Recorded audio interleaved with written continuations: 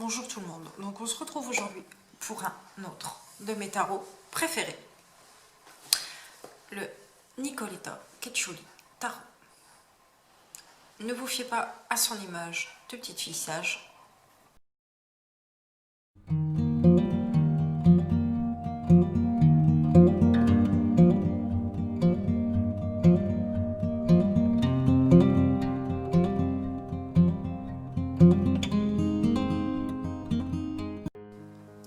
Donc voilà, donc je vais vous présenter tout d'abord, je vous présente le guidebook. Bon, il reste assez simple.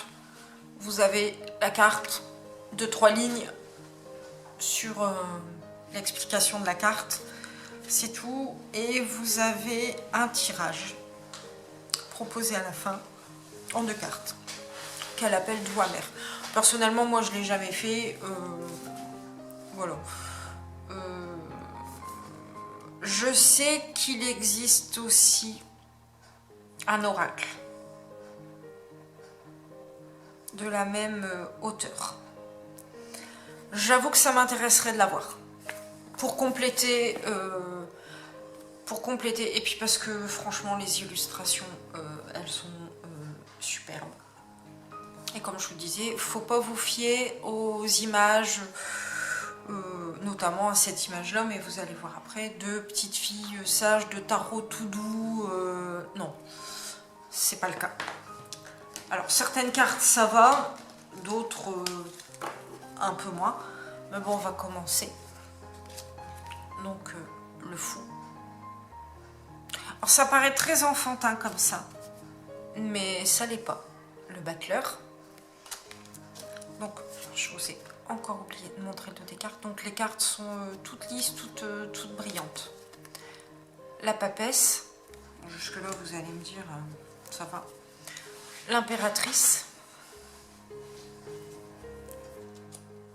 Donc l'empereur, un des... Bon, je pense qu'il vous fera penser à un personnage historique. Moi, il m'y a fait penser, en tout cas, quand je l'ai vu. Le pape. Vous voyez, les amants.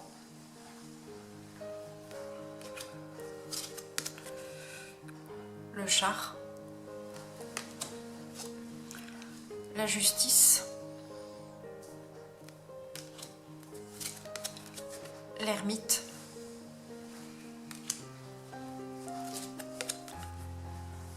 La roue de fortune. Vous voyez, c'est pas... Je trouve que on a la force. C'est doux, mais en même temps, ça l'est pas. Le pendu. La mort, clairement, pour moi, ça me fait penser à Blanche-Neige. La tempérance. Bon, par exemple, la carte du diable, voilà quoi. C'est pas le petit tarot tout doux, genre oh tout va bien, machin. Non, non. La tour. Les étoiles. La lune. Par exemple, celle-là avec ces espèces de bestioles à côté. C'est un peu flippant en fait. Le soleil. Le jugement. Le monde. Donc maintenant on va passer à la suite des coupes. Je vous ai pas montré, les tranches sont toutes dorées. Comme ça. Voilà.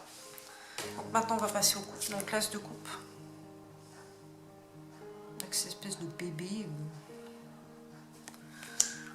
Le 2 de coupe. Ah. Faut un peu psychopathe quand même, je trouve les deux là.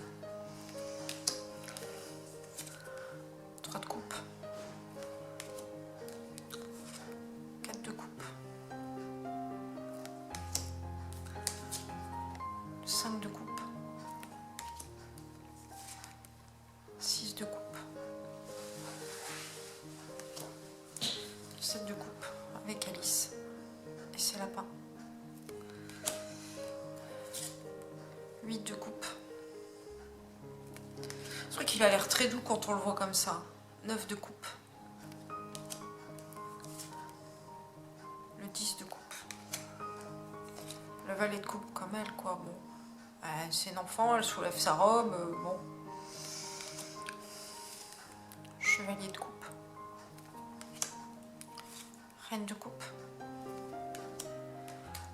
Et roi de coupe. Donc maintenant on va passer au denier.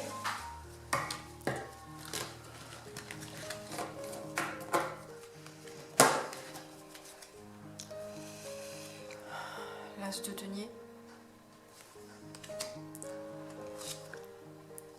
2 de denier. 3 de denier. Le 4 de denier. Avec le petit personnage qui est tout en haut de son balcon, qui regarde. Le 5 de denier. Le 6. Là, c'est une carte qui me fait flipper. 7 de denier. Je suis très arachnophobe. Et avec toutes ces jambes. 8 de denier. Pour moi, il est faussement enfantin. 9 de denier. 10 de denier. Mais c'est un tarot que j'aime beaucoup. Autant que le déviant. Parce qu'il a quelque chose de dérangeant. Reine de denier. Le roi de denier. On va passer au bâton. L'as de bâton, donc celui qui est sur la couverture de la boîte. Le 2 de bâton.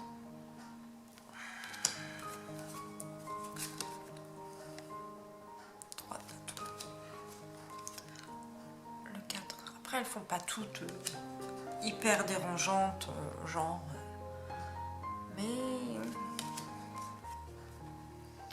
ça bouscule pas mal. Genre cette carte là, le 7 de bâton, bon. Voilà quoi. 8 de bâton.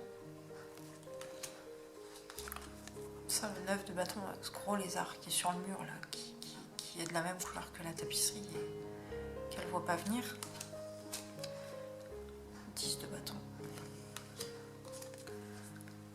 Valet de bâton. Chevalier de bâton. Reine de bâton. Et c'est beaucoup de personnages féminins, vous avez très peu de personnages masculins. Roi de bâton, mais en fait c'est des reines. Voilà, et on finit par les épées. Donc l'as d'épée. C'est surtout chez les épées qui a un côté, je veux dire, elle a une sucette, mais est-ce que c'est de la fraise, du sang 2 d'épée. 3 d'épée. Elle a un, je sais pas si vous voyez, une épingle plantée. Je vais avancer un peu au milieu du buste. Le 4 d'épée. Le 5 d'épée. C'est pour ça que je dis, il n'est pas du tout naïf. Le 6 d'épée. Ah, genre, elle se balade, il y a quelqu'un qui la suit. C'est un côté un peu, ouais, malsain. Enfin, voilà, c'est pas l'innocence. 8 d'épée. 9 d'épée. Vous voyez, genre, celle-ci, c'est carrément tranché.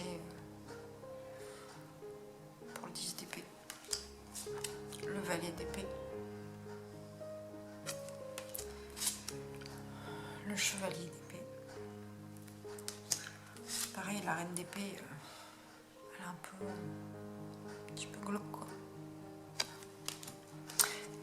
Et le roi d'épée. Voilà. Donc ça reste un de mes tarots, comme le Deviant Moon en fait, ça reste un de mes tarots vraiment préférés. avec lequel je travaille aussi assez souvent. Vous le trouverez sur Amazon au prix de 19,90 €. Voilà. Donc n'hésitez pas à me dire en commentaire ce que vous en avez pensé, si vous aimez le jeu, si vous n'aimez pas le jeu, si vous fait envie, pas envie, si vous ne l'avez pas. Si vous avez des questions, n'hésitez pas, j'y répondrai avec plaisir. De toute façon, je vous mets toujours le lien via Amazon en barre d'infos. Je rappelle que les liens que je mets en barre d'infos ne sont pas affiliés, c'est-à-dire que je ne gagne rien parce que je suis contre ce principe. Voilà, n'en déplaise à certains ou à certaines. Sont pas affiliés, donc si vous achetez, bon, bah, c'est tout. Voilà, quoi. C'est vous qui décidez ou pas. Je vous dis à très bientôt et je vous fais de gros bisous.